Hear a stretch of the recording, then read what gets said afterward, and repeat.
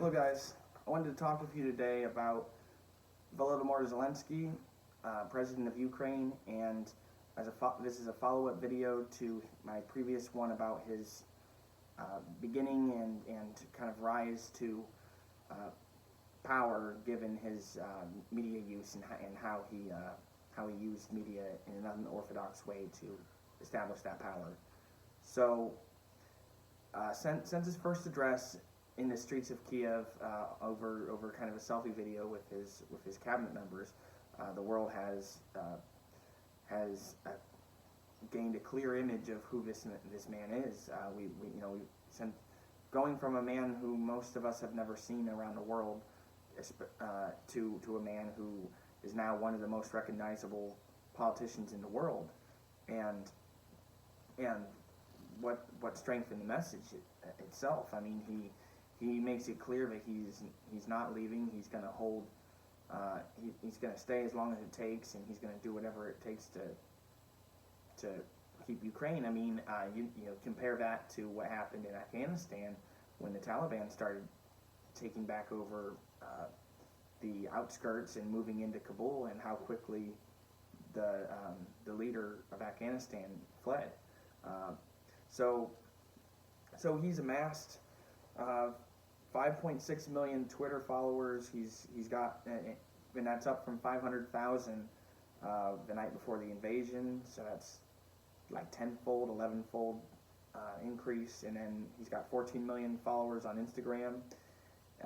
He's been on programs like Sky News. He's been on with Lester Holt, Fareed Zakaria, David Muir. He's spoken directly to Congress.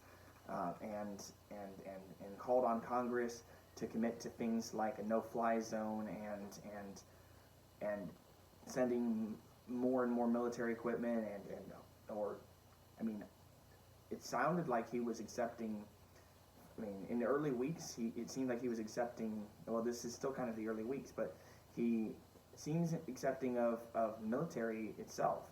Bringing troops into Ukraine to help fight the Russians, even if it escalates drastically. So a lot of what Zelensky's asking for would be extreme escalations.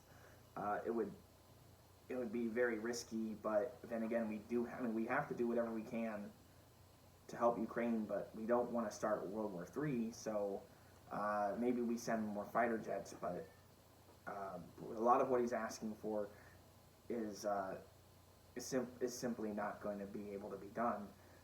But when he talked directly to Congress, that was very effective. I believe since then Russia's been banned from SWIFT.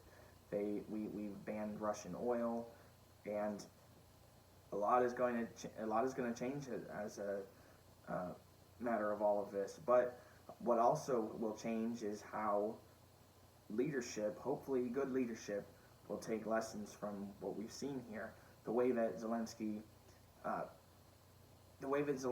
steps up to the plate in a crisis. I mean, of course, that is the definition of leadership. Something that we see so rarely today. I mean, we lack leadership fundamentally from the ground up and from the top down. So to see a guy like this coming from his background in media, and to see where he took it, it's really phenomenal.